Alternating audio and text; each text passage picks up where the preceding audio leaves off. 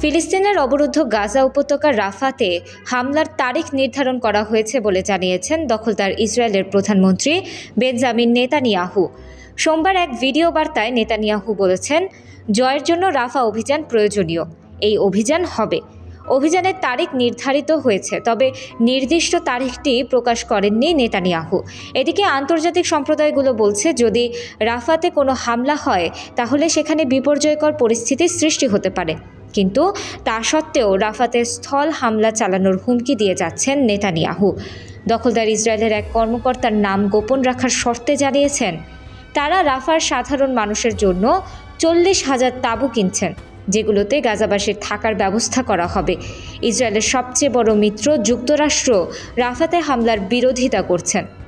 তারা বলেছে, সেখানে পূর্ণমাত্রার কোনো সামরিক আগ্রাসন চালানো হলে সাধারণ মানুষ ব্যাপক ক্ষতিগ্রস্ত হবেন এবং ইসরায়েলের নিরাপত্তাটাও সংকটে পড়বে।